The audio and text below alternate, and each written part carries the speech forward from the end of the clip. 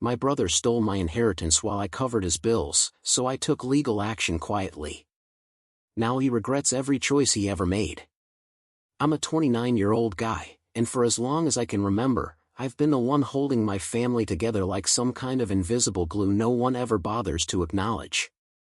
I was the person they called when a pipe burst, when a bill was overdue, when someone needed to be picked up at 2 a.m., or when the house needed repairs no one else wanted to deal with. I didn't complain, not at first, because I grew up believing that being dependable was something to be proud of, something that would eventually be appreciated, or at least respected. But that respect never really came. It was just expected of me, like breathing. Daniel, my younger brother, was the exact opposite. He was treated like this delicate little prince who needed constant reassurance, constant praise, and constant rescuing. I'd hear my mom say things like, "He's sensitive," or "He's just figuring things out," while my dad would pat him on the back for showing up to a part-time job 2 days a week. Meanwhile, I was working full-time, paying for groceries, helping with repairs, and somehow still being told, "You should support your brother, he's the creative one." I remember one night saying, "Mom, I can't keep covering his bills like this," and she responded without missing a beat, "He needs you. You're stable. You can handle it." It was like she genuinely believed I had an endless well of energy, money, and patience, while Daniel was allowed to float endlessly on dreams that never turned into anything. When my father passed away, the house felt heavier than ever. The silence after the funeral was suffocating, and for the first time, I felt something crack inside me, grief layered with exhaustion. Daniel, though, seemed more focused and emotional, hovering near my father's desk, skimming through envelopes, asking strange questions like, "Dad kept everything organized, right?" At the time, I brushed it off as him coping in his own weird way. But something about the way he lingered around those documents stayed with me, like a faint warning I couldn't yet explain. And that was only the beginning. I've always known my father was a meticulous man, but sitting in the lawyer's office after his passing made me realize just how deeply he thought about everything, even the things he never talked about. The lawyer slid a thick folder toward me and said gently, "Your father left very clear instructions. He wanted you to handle his estate because he trusted your judgment." Hearing that should have felt comforting, but instead it tightened something in my chest, like the weight of responsibility had just doubled. Still, I nodded and forced myself to breathe as he explained the inheritance details. "Your father left you the cash savings, the investment account, and the small rental property," the lawyer continued. I could almost hear my mother's voice in my head scoffing at the phrase "left you." My father had never played favorites openly, but he always valued stability and hard work, qualities Daniel never cared to show. I whispered, almost to myself, "He really wanted me to manage all this?" The lawyer nodded again. "Explicitly. There's no ambiguity here." When I got home, the shift in the air was immediate. My mother didn't ask how the meeting went, she asked, "So, what did your father leave behind for the family?" Her tone made it clear that she wasn't expecting the truth to involve boundaries or structure. Daniel leaned against the wall with this casual grin, as if he already knew he'd be benefiting from whatever news I brought back. I told them the inheritance was being handled legally and carefully, and Daniel rolled his eyes. "Come on, man," he said, "we're brothers. We'll split things like we always do." I felt heat rise in my face. "Dad left everything with specific instructions," I said quietly, but my voice trembled. My mother's expression hardened instantly. "Your father would have wanted you to help your brother. He needs a fresh start."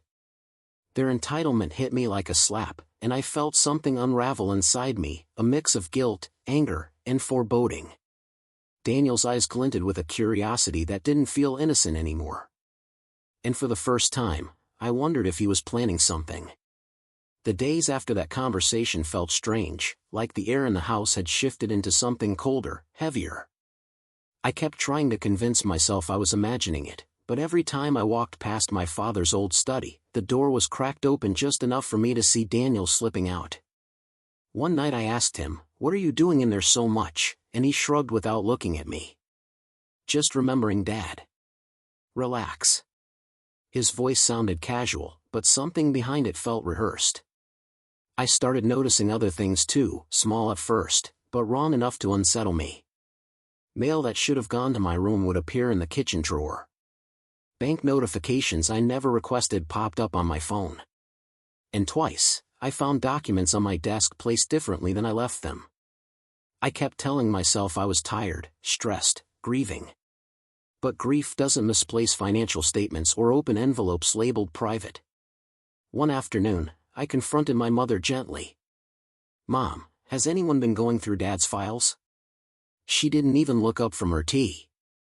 "Don't start that," she said sharply. "Your brother has every right to look through family things. You're being paranoid." The word paranoid hit me wrong, like she was trying to shut a door I hadn't even opened fully yet. I muttered, "I'm just asking," and she snapped back, "Then stop asking." That night, I caught Daniel again, standing over Dad's desk with a flashlight, rifling through folders as if he were searching for something specific. When I flicked on the overhead light, he jumped. "Jesus, man," he barked, clutching a folder behind his back, "don't sneak up on me." I stared at him, heart thudding. "Why are you looking through Dad's paperwork?" He forced a laugh. "Relax. I'm just going through memories." "You're too tense." But when he brushed past me, I caught a glimpse of the folder title, Estate Documentation. A chill ran through me so sharp it felt like a warning. And for the first time, I realized this wasn't grief anymore, this was something else entirely. 2 days after catching Daniel in my father's study, I got a call from a lawyer that made my stomach drop. His voice was tight, urgent. "I need you to come in immediately. There's been an attempt to access the inheritance account." I remember staring at my phone, feeling my pulse hammer in my ears as he added, "Someone submitted withdrawal forms with your signature." My signature. My blood ran cold. When I arrived at the office, the lawyer slid the paperwork toward me with a heavy sigh. The moment I saw the signature, my mouth went dry. It looked like mine, same slant, same spacing, but there was something off, like someone had practiced it one too many times. "This didn't come from me," I whispered, my voice cracking. The lawyer nodded. "I didn't think so, which is why I froze the transaction." I gripped the edge of the desk, trying to steady my breathing. Where was this submitted from?" He tapped a printed log. A device registered to Daniel's apartment. Hearing my brother's name spoken so calmly, so factually, felt like a sledgehammer to my chest. I could feel heat rising in my face, a mix of disbelief and betrayal. "He actually tried to steal it," I murmured, barely able to process the thought. When I returned home, Daniel was in the living room scrolling on his phone as if nothing had happened. "We need to talk," I said, my voice trembling. He didn't look up. "About what?" I held up the forged documents. "These. Why the hell are you touching Dad's accounts?" He smirked, actually smirked, and said, "It's not stealing if it should have been mine too." My mother entered right then, her tone sharp and dismissive. "Stop attacking your brother. If he took something, he must have needed it." I stared at both of them, realizing the truth in one painful, shattering moment. They didn't see it as betrayal. They saw it as entitlement. And if they felt justified taking this first piece, what else had they already done? The moment I confronted Daniel with the forged documents, everything inside me felt like it snapped, but he just leaned back on the couch like this was some petty disagreement between siblings. "You're seriously blowing this out of proportion," he said, tossing his phone aside. "I was going to put the money back once my business takes off." His voice had that smug, rehearsed calm that people use when they're trying to make you feel crazy. I felt my jaw tighten. "You forged my signature, Daniel. That's illegal." He scoffed. "It's family. Calm down." I turned to my mother, hoping for even a shred of reason. "Mom, he tried to take Dad's money. Without permission. Do you not see how wrong that is?" She folded her arms like she was scolding a child. "Your brother is trying to build his future. You should be supporting him instead of making everything about yourself." The words hit me harder than I expected. "About myself?" I repeated, stunned. She shook her head, disappointed, as if I was the one betraying the family.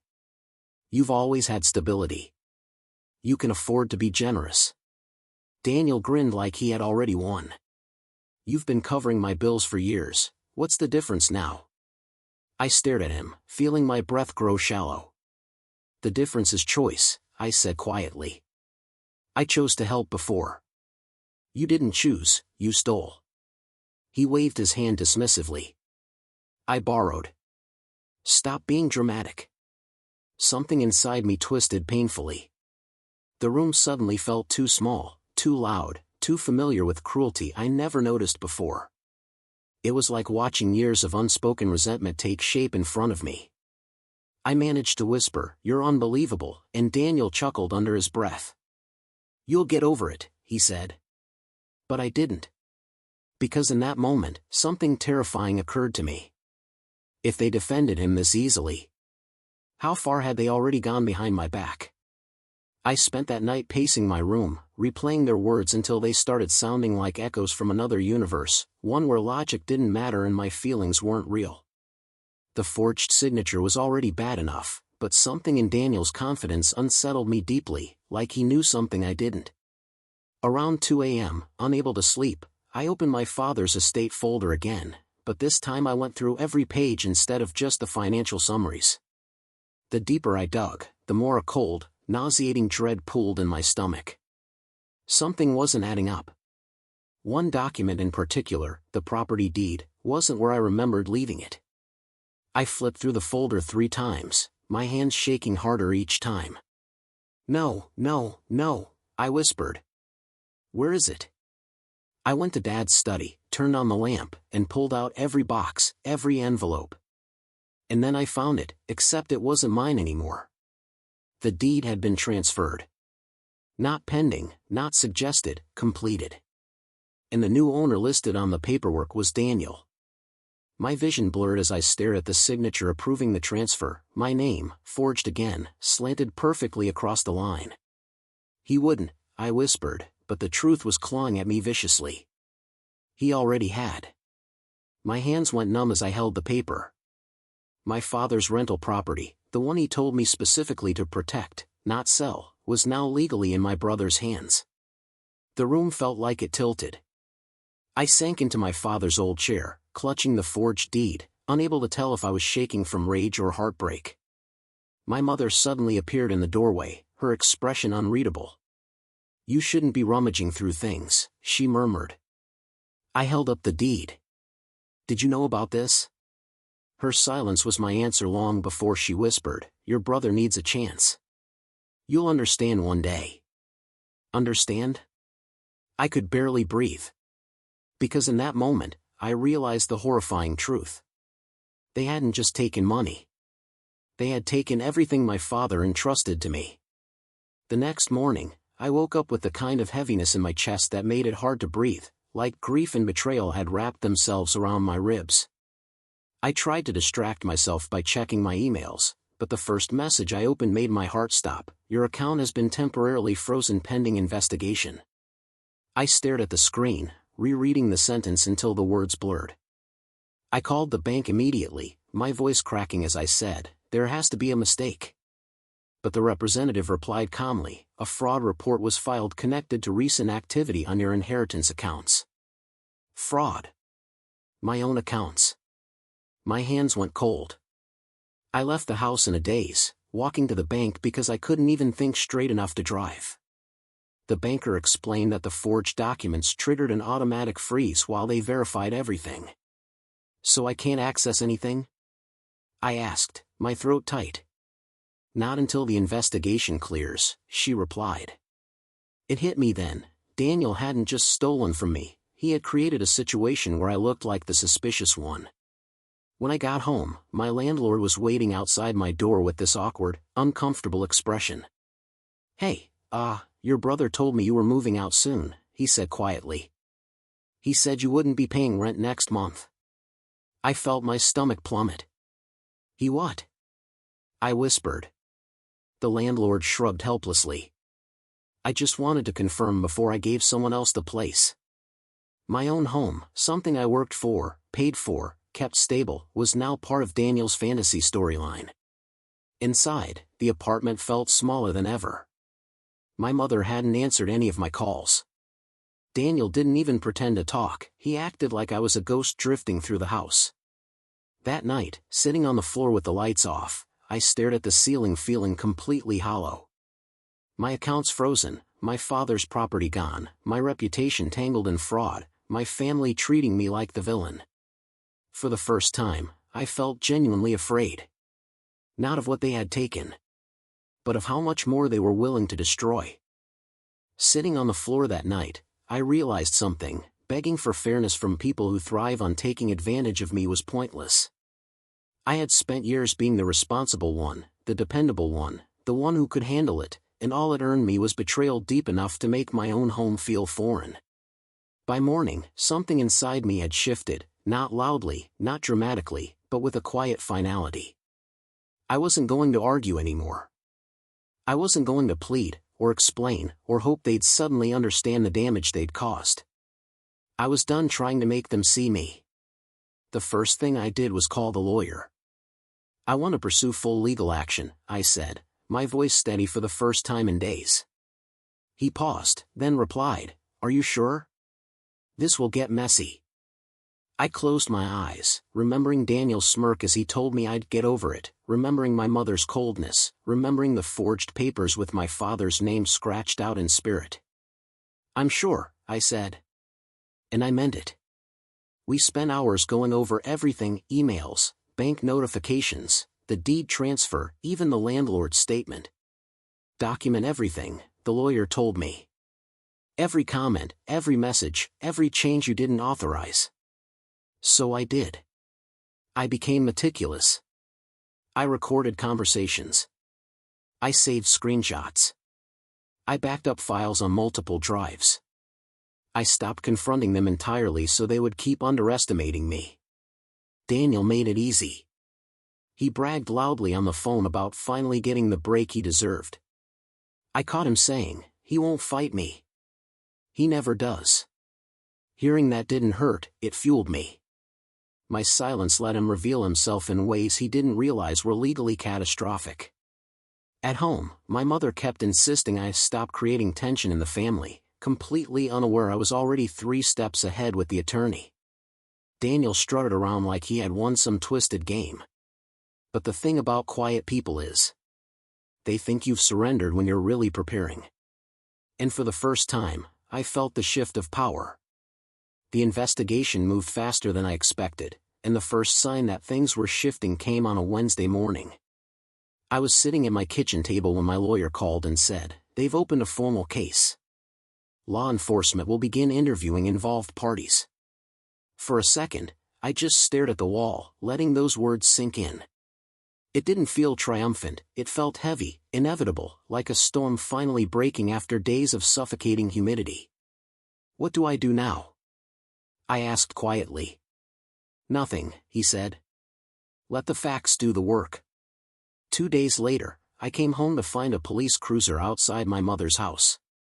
Daniel was standing on the porch talking to 2 officers, trying to look calm but failing miserably. I stayed far enough away not to interfere, but close enough to hear him say, "I don't know why he's doing this, we're family. This is all a misunderstanding." One officer replied bluntly, "Forgery isn't a misunderstanding." Daniel's jaw clenched so hard I could see the muscle twitch from across the yard. He shot me a look filled with panic and hatred, like he finally realized I wasn't playing his game anymore. That wasn't even the worst of it. Later that evening, the forensic handwriting report came in confirming what we already knew: every forged signature was Daniel's. When my lawyer showed me the report, he tapped the paper and said, "This is damning. He won't talk his way out of this." My mother tried to call me 3 times after that, leaving voicemails filled with frantic, half-coherent pleas. "Don't let strangers tear this family apart," she said. "You're ruining everything." Not once did she mention Daniel's actions. Only mine. News travels fast in families like ours.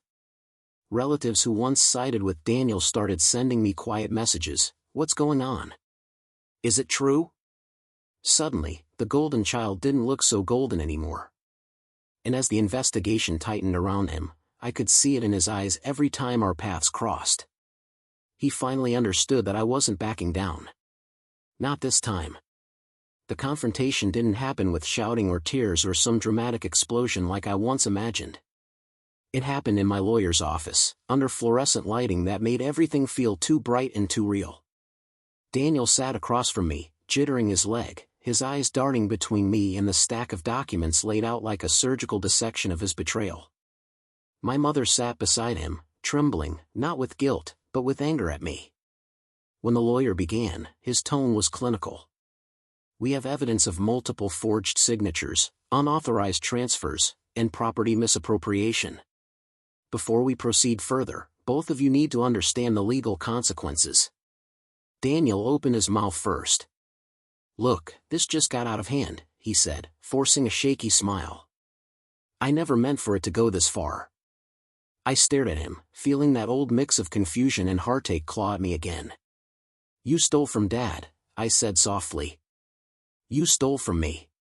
You lied. You made me look like a criminal." He rubbed his face with both hands. "I was desperate, okay? I needed a chance. You always get everything." My mother leaned forward, gripping his arm. "He's your brother," she hissed at me. "Family shouldn't tear each other down." I turned to her, finally saying the words I'd held inside for years. Family shouldn't exploit the one person who's kept them afloat. Her eyes widened, like no one had ever dared to speak to her like that before. My lawyer pushed a final document toward them. "The lawsuit is already filed. At this point, the legal process is in motion." Daniel's facade cracked then. He sank back in his chair, eyes watering, whispering, "Please, don't do this." I swallowed hard. "You already did." The silence that followed felt thick, suffocating. For the first time, they weren't scolding me or dismissing me. They were scared. And they finally understood this was far beyond their control. The first wave of consequences hit Daniel like a tidal surge he never saw coming. I found out through my lawyer that the court had issued an order requiring him to repay the full inheritance amount and relinquish any claim to the rental property immediately. Hearing those words didn't feel satisfying, it felt surreal, like justice moving on its own momentum while I simply watched. My lawyer said, "This is only the beginning. Fraud carries long-term consequences," and for the first time, I sensed how deeply this would reshape Daniel's life. A part of me wanted to look away. Another part remembered him laughing while holding forged papers. Within a week, Daniel lost his job. His employer contacted me for verification of some documents he had submitted for a company loan, and once they realized he had used my father's information without permission, everything fell apart. My mother called me sobbing that night, her voice raw. "They fired him. They're saying he forged things. He's devastated." I closed my eyes and said quietly, "He forged them." There was a long silence before she whispered, "You didn't have to ruin him." Something inside me hardened. He ruined himself. After that, relatives who once praised Daniel started avoiding the topic entirely. A few even reached out to me privately with messages like, "We had no idea," or "I'm sorry you went through this." But Daniel wasn't apologizing, not really. He came to my door once, eyes glassy, voice trembling. "I'm sorry, okay? I didn't think you'd actually push it this far." The apology felt hollow, like he regretted the outcome, not the betrayal. I said nothing, stepping back as he stood in the doorway, shrinking under the weight of his own choices. And walking back into my apartment, I felt something I hadn't felt in months. Not victory, not revenge. Just clarity. A sharp, painful clarity that this chapter of my life was ending, whether they wanted it to or not. In the weeks that followed, my life felt strangely quiet, like someone had finally turned off a noise I didn't realize had been humming in the background for years. I focused on rebuilding, meeting with the bank, restoring access to my accounts, sorting through the estate the way my father had intended. There was a calmness in the routine that felt almost foreign, as if I was learning how to breathe properly for the first time. I'd sit on my balcony with a cup of coffee, feeling the sunlight on my face and thinking, this is what it's like when no one is draining you. That peace felt fragile at first, but with each passing day, it rooted itself deeper. The inheritance was eventually returned to me, every cent, every asset, every document corrected and legally verified. When my lawyer handed me the final paperwork, he said, "Your father trusted the right person," and for the first time since all this began, I felt that trust instead of the weight of responsibility. I invested the rental property carefully, turning it into something stable and sustainable, something my father would have been proud of. I didn't feel the need to boast or prove anything. Quiet progress was enough. Daniel didn't bounce back the way he always had before. He was drowning in debt, unemployed, and shunned by relatives who once idolized him. My mother tried to reconnect, calling every few days with cautious, softened tones. "We should talk, as a family," she'd say. But I knew what she really wanted, to rewind everything, to erase the consequences without acknowledging the damage. I kept my responses brief, polite, but distant. I wasn't cruel. I was done being their safety net. One evening, Daniel sent a message that simply read, "I'm sorry for everything." I stared at it for a long time, feeling neither anger nor satisfaction, just closure. He finally understood what it cost to break someone who spent years holding everything together. And as I turned my phone face down, I realized something liberating. I wasn't healing from them anymore. I was healing without them. And that was the real victory.